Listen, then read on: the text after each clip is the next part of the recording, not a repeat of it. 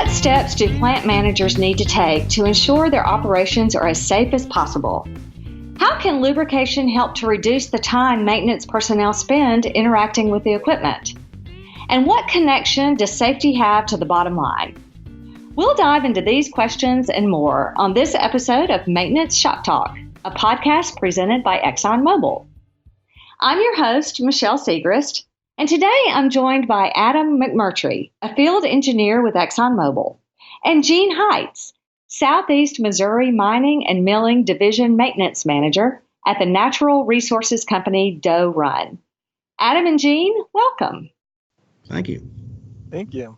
Good to have you here. So we'll jump right in. So as any industrial operator already knows, safety is one of the most critical priorities and barometers of success.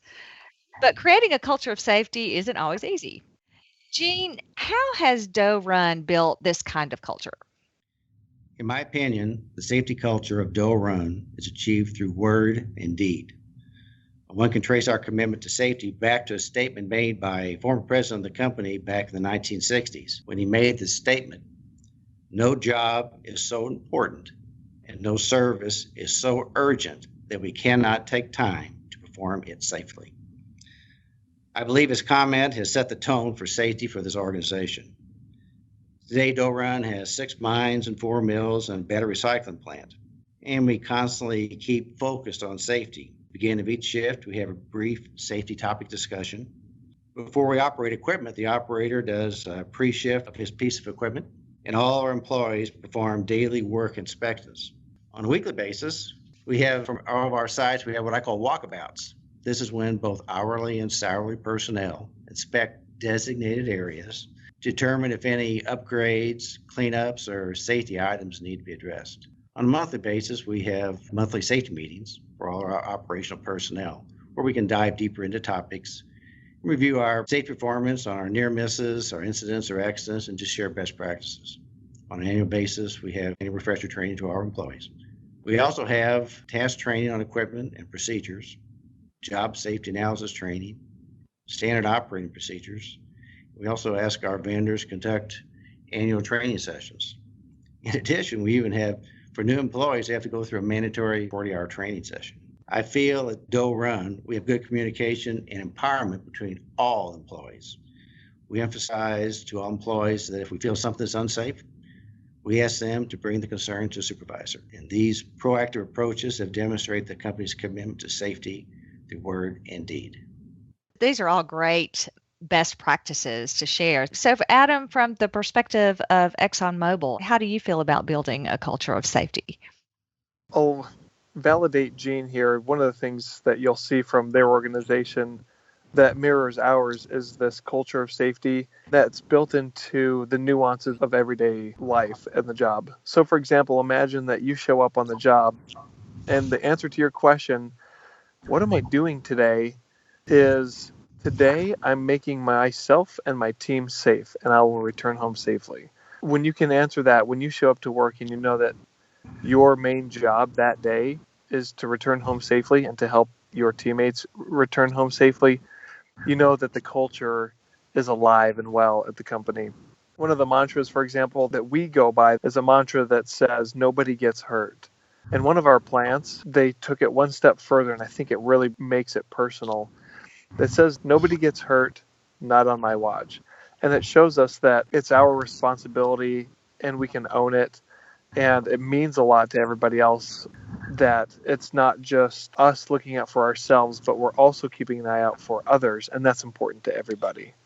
Yeah, I mean, putting it in that perspective, it's hard to believe there's anything as important as safety. I like that idea.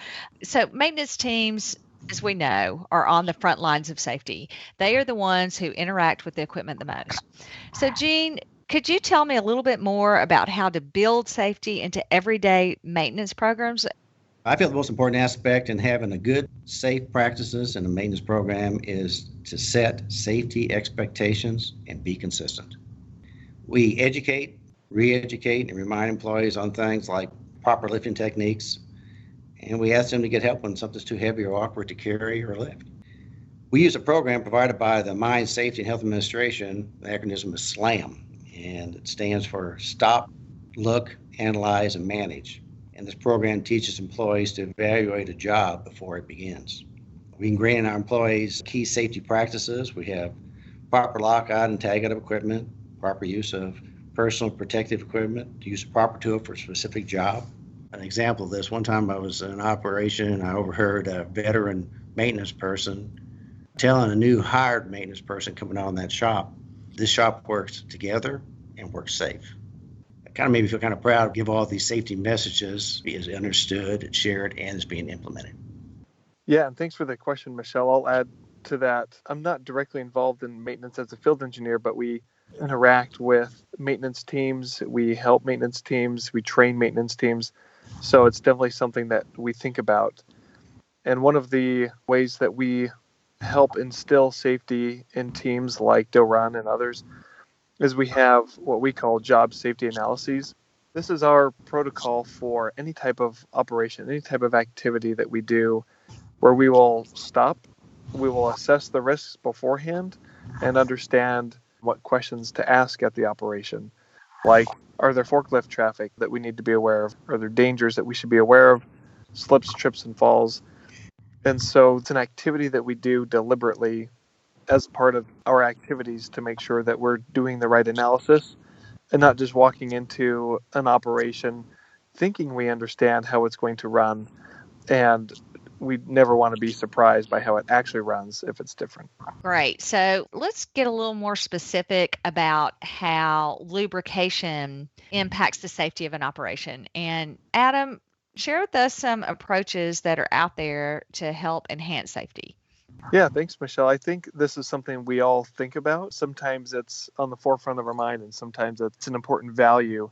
But again, one thing that the president of our company said is that until we made it a priority, safety wasn't part of our culture. So now that it's a priority, one of the things that we measure our success on as we work with companies like Doran is we actually measure the amount of time we're able to not have to interface and work on a particular piece of equipment. It's always done through a holistic approach, meaning we want to understand the operation and the entirety of the equipment that we're talking about. So at Doran specifically, we may make a recommendation around a superior grease for a particular piece of equipment that allows them to re-grease that just once a day instead of twice or 3 times a day. And the implications are that that operator or maintenance tech is not interfacing with that piece of equipment as frequently.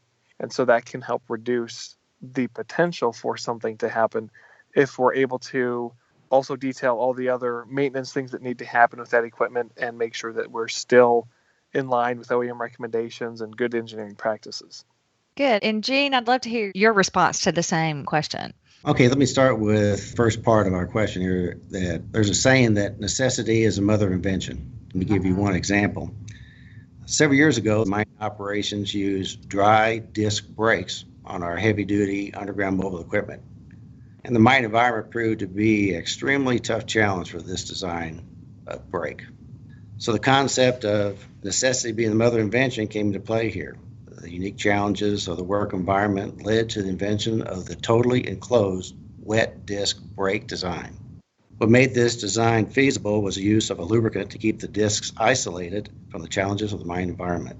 Throughout the years, this design has proven to be more dependable. We've proven over and over again that parts that are properly lubricated last longer. And when replacement of components is necessary, the lubricated components are easier to remove and replace. The second part of our question relates to the approach to enhance safety. Our maintenance teams are a great way to uncover the quick and easy ways to enhance safety and prolong equipment life with lubricants. Here's a quick example.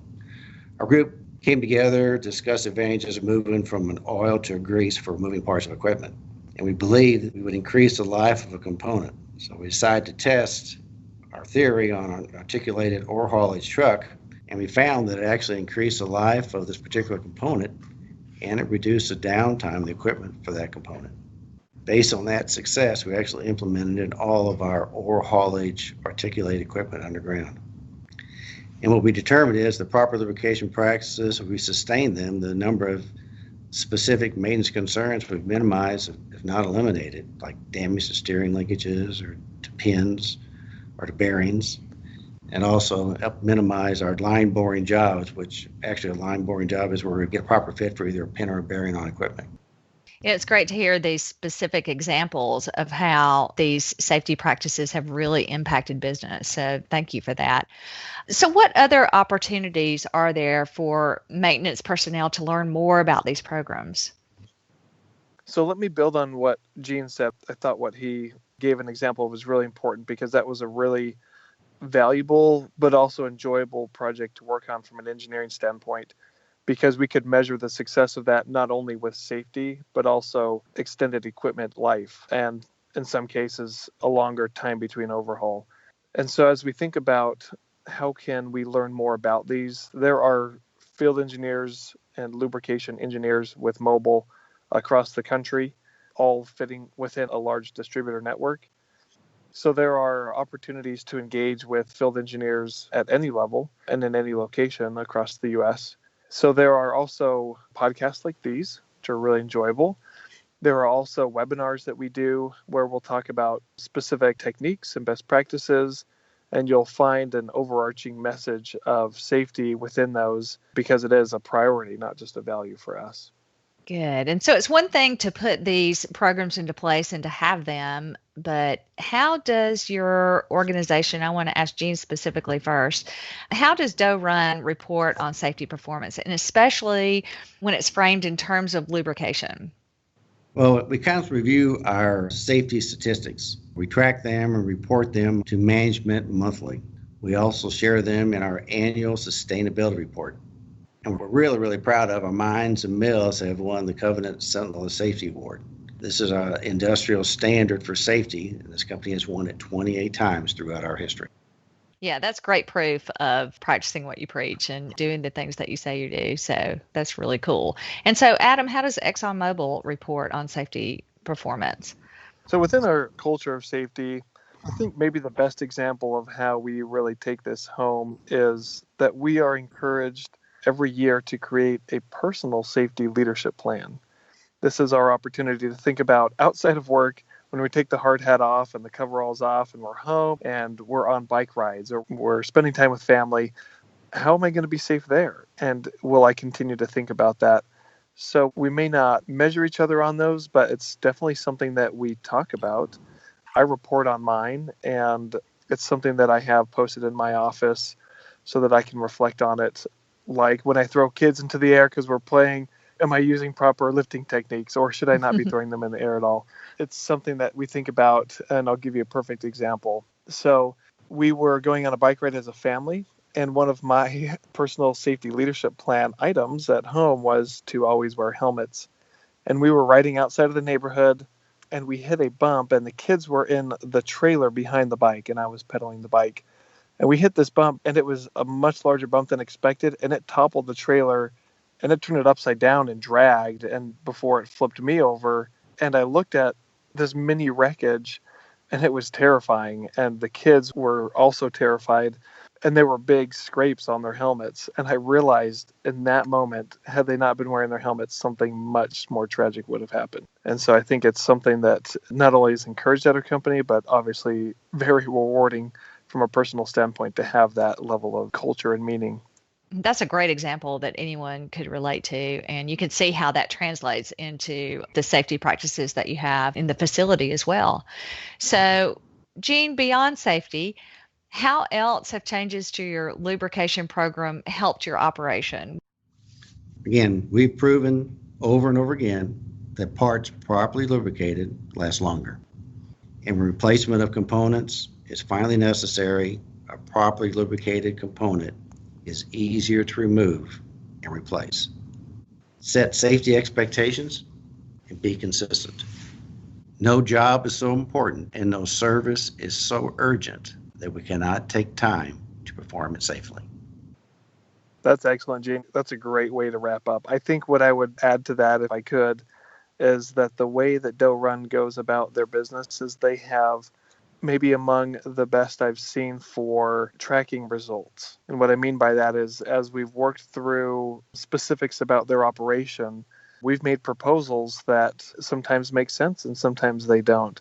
And when the proposal makes sense, we're able to actually quantify things like advanced productivity and increased safety or increased efficiency, longer time between overhauls on crushers, and things like that. So I think the way that Doe Run really goes about this is really exemplary. I'm glad that they've been able to share some of that on the podcast, because it's something that any operation could learn from and adopt, and you can see the results that they've had. Yes, I totally agree. Just really sincerely want to thank both Adam and Jean for sharing your unique perspectives on the intersection of maintenance and safety and on how organizations can build a safety culture. That's all the time we have for today's episode, but please be sure to listen to other episodes of Maintenance Shop Talk, a podcast presented by ExxonMobil. And for more information on the topics discussed in today's episode, please be sure to visit mobil.com/podcast. Thanks so much for listening.